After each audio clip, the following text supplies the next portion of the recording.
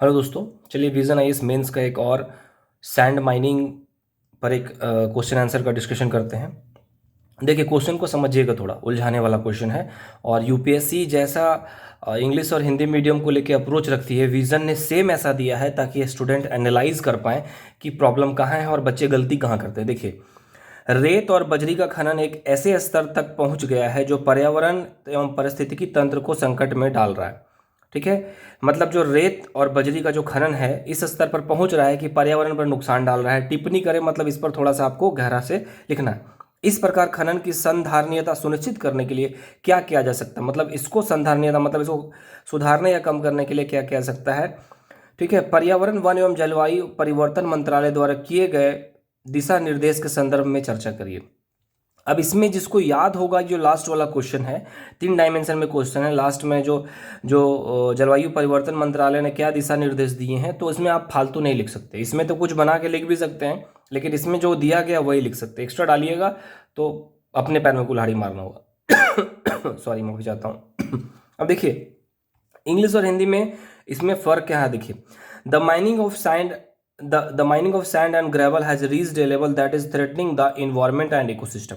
देखिए, सैंड मतलब होता है रेत, नदी, समुद्र, रेगिस्तान से प्राप्त होता है। ग्रेवल मतलब होता है कंकड़, बजरी, जो बड़ी नदियों या झीलों के किनारे प्राप्त हो सकता है और भी कहीं प्राप्त हो सकता है। What can be done to ensure that such mining is carried out in a sustainable manner. देखिए यहाँ पे इंग्लिश देखिए, क्या कर सकते हैं कि इससे सुधार के लिए एक सस्टेनेबल मैनर का यूज करके सुधारा जा सके। यहाँ पे संधारणीयता वर्ड यूज किया है। दूसरी बात है, यहाँ पर जो ग्रेवल है, ग्रेवल की जगह यहाँ पर क्या लिख दिया गया है, बजरी। तो अगर कंकड़ होता तो आसान होता, लेकिन बजरी लिखने से बहुत लोगों को बजरी समझ में ही नहीं आएगा। ठीक है, इसीलिए मैंने यहाँ लिख दिया है। संधारणीयता जो वर्ड है बहुत शुद्ध हिंदी है। तो उस 3 घंटे के प्रेशर में अगर बच्चा ना समझे तो समझ जाइए कि वो अपने पैर पे 2-3 नंबर का कुल्हाड़ी मार चुका है। जब क्वेश्चन का आप डिमांड ही नहीं समझेंगे तो आंसर कैसे करेंगे। ठीक है, पर उसके बाद देखिए, discuss in the context of guidelines issued by the ministry of environment, forest and climate change. ठीक है, अब देखिए आंसर मैंने कैसे लिखा है, इसका डिस्कशन स्टार्ट करते हैं। रेत और बजरी खनन निम्न कारणों से पर्यावरण एवं पारिस्थितिकी तंत्र में संकट में डाल रहे हैं। रेत खनन के कारण नदियों में बाढ़ आने की संभावना बढ़ जाती है। अगर खनन करेंगे आप तो जो पानी का फ्लो होता है, रेत जो होता है पानी के स्पीड को रोकता है, फैलने से भी रोकता है। ठीक है, क्योंकि वो अपने नीचे भी पानी को स्टोर करके रखता है। लेकिन आप जब रेत को खाली करेंगे और नीचे सिर्फ अगर मिट्टी रह जाएगी तो वो तेजी से फ्लस आएगी और फैल सकता है, और करते करते चौड़ाई बढ़ती चली जाती है, तो इससे आसपास के गांव प्रभावित होते हैं। दूसरा, रेत खनन होने से जैव विविधता पर बुरा असर पड़ता है। देखिए, बहुत ऐसे जीव हैं, स्पीसीज हैं, जो जो छोटे छोटे जीव हैं जो बालू में जीवित रहते हैं, या बालू और जो बगल की मिट्टी या घास उससे जीवित होते हैं। तो अगर बालू की खुदाई ज़्यादा हो जाती है या फिर कंकड़ हटा लिए जाते हैं तो वो सर्वाइव नहीं कर पाते। क्या छोटे छोटे जीव जो कंकड़ है उसके नीचे छिपे रहते हैं और आप उसको देख नहीं पाते, उनका कलर एकदम सेम टू सेम वैसा ही रहेगा कंकड़ के जैसा।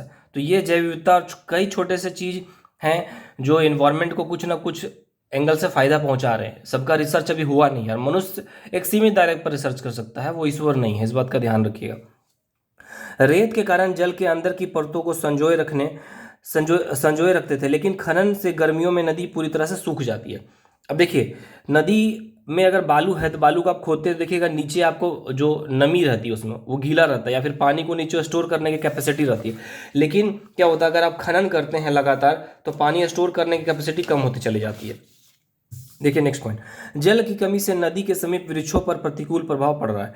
अब देखिए, जल रहेंगे तो अगल बगल नमी रहेगी, तो पेड़ पौधे में हरियाली रहेगी। लेकिन अगर रेत निकाल लिए तो नदी का जो पानी आएगा एक फ्लो के साथ बह के चला जाएगा, तो गर्मी में जब सूख जाएगा तो फिर अगल बगल पेड़ पौधे को पानी नहीं मिलेगा, तो फिर क्या क्या होता है, उन्हें हरियाली की कमी आएगी, पेड़ पौधों की संख्या धीरे धीरे कम होती चली जाएगी।